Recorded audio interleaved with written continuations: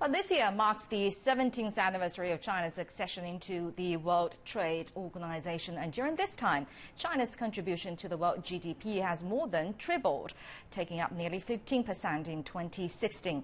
China is now the world's second largest importer.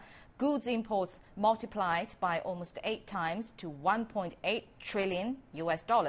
And services imports have grown tenfold to nearly $470 billion. The country is also among the top 3 investment destinations for 60% of international companies. Foreign direct investment has tripled in 17 years. China has also lifted 700 million people out of poverty, contributing to 70% of the global target. The country is trying to make further contributions to the world economy under the Belt and Road Initiative. And for more on this topic, let's talk to our studio guests today, Professor John Gong from the University of International Business, and also the Professor Paul Gillis from Peking University. Welcome to Global Watch, gentlemen. First of all, Professor Gong, as we know, China's, and as we mentioned as well, China's contribution to the global GDP was 15% in 2016. So China entered WTO in 2001. Do you think that accession of China can actually benefit not only the country but the global economy as well? Absolutely. I mean, I first want to mention that China benefited immensely from joining WTO. On the other hand, the world economy also benefited immensely from China as well. It's a report this year from Davos saying that 30% of the GDP growth in the world is coming from China. So we're making a huge contribution. The contribution is not in terms of to the developing countries, but also developed countries as well. The United States, for example, benefited immensely from low prices for many, many years, low inflation.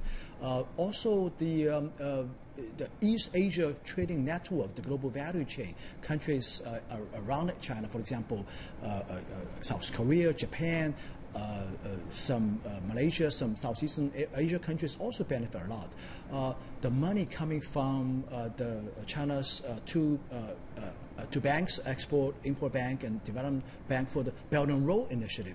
Where's that money come from? The funding come from? All comes from China's development. So the least developing countries, the countries in Africa, the countries in South America, they all stand to benefit a lot. I mean, today the whole Earth is much better place than 50 years ago. Not only because of we have about 1 billion people lived out of poverty, but also hundreds of million people around the world also lifted out of poverty because of the economic development here in China. Do you agree, Professor Gillis? I agree with Professor Gong. The problem that we have seen, though, is that the benefits of China's joining the WTO were very diffused. No one specifically knows I'm better off because of WTO, but the pain that came from WTO is well known for those who are suffering. What pain are you talking about? Well, if you lost your job because you were making furniture in North Carolina and because that company pulled up and moved itself to China, you know that you lost your job and your job moved to China. So you're unhappy about that. And that kind of pain is what has led us to things like Brexit and Donald Trump. U.S. enterprises are actually being benefited from that whole chain, right? Well, I think U.S. companies generally are better off. Now, of course, there are winners and losers in any situation, and there's winners and losers with or without WTO. Do you think that is a major concern from U.S. and also from other nations? Do you think that's a major concern for China's accession into WTO? For instance, Kevin Hassett, chairman of the U.S. President's Council of Economic Advisers, even suggested there could be a case of evicting China from the organization. Well, I think China has taken full advantage of the WTO framework and including how to use its dispute resolution to its favor. And the U.S. has gotten itself in a mode of believing that multilateralism is bad, that it does not want supranational law, international law, to define how U.S. companies and the U.S. ought to behave. So Trump has said that he wants bilateral deals and not unilateral deals like WTO. So I think there is a sentiment among his followers that the WTO is bad. Mm-hmm. All right, so that's why reform is being called on this organization, and we'll talk about the reform later in the show. But the U.S. has openly blocked appointments of new judges to the WTO's dispute settlement mechanism. In response, other major economies have also agreed upon a reform proposal, which will be presented at the WTO's General Council meeting on Wednesday. So what are these proposals, and how will they impact developing nations? Here are some answers. On November 26th, the European Union unveiled a new proposal, which was backed by China, South Korea, Singapore, India, Australia, New Zealand, Canada, Mexico, and Norway. The key provisions include steps to ensure the completion of appeal proceedings in a 90-day timeframe, introduce annual meetings between WTO members and the appellate body. The plan also proposes an expansion of the appellate body by adding 2 new members and creating an automatic selection process to replace members. It further advocates modifying term limits for members from 2 4-year terms to 1 term of 6 or 8 years.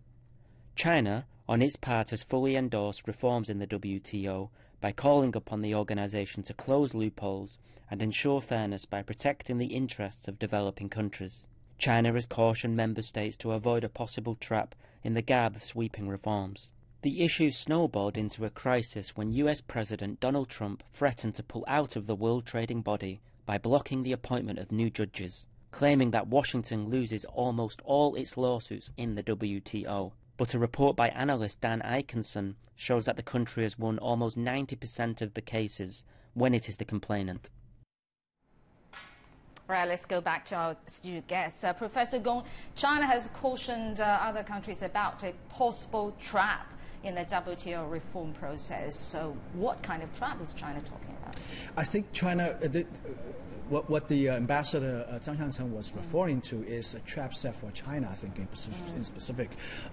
This is the issue with back to going beyond just these procedural issues, which is the most of the content in this proposal they have just made to the WTO, where China is a co-sponsor of this. They're talking about things like related to industrial policy, things about government subsidy, things of that nature. And I think our government's position is to be very cautious whether these parties are indeed the causes for the excess capacity, for example, in steel and aluminum currently on the world market. So we have to really study these things very carefully before getting into those sort of more so-called structural trade practices as being the culprit of the current slowdown in world economy. So is it fair to describe this kind of trap as a trap,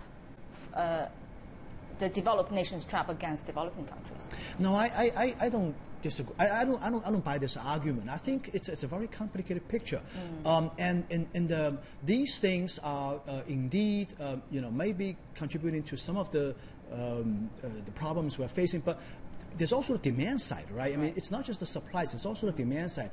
And on that, currently they're totally silent on these issues. So I think we have to take a comprehensive view and really pin down: are these practices are indeed the causes of the excess capacity problem we're facing currently? Professor Gillis, the head of the WTO, Robert Azevedo, said actually at the G20 summit not long ago that global free trade is facing its worst crisis in 1987 because protectionism has put some very basic principles of the organization at stake. So that's why the reform is indeed needed. But what reforms, to be more specific? For instance, will there be any U.S. concerns be fully addressed in the reform? Will there be any compromises being made on some U.S. WTO conflicts, such as the one on appellate body?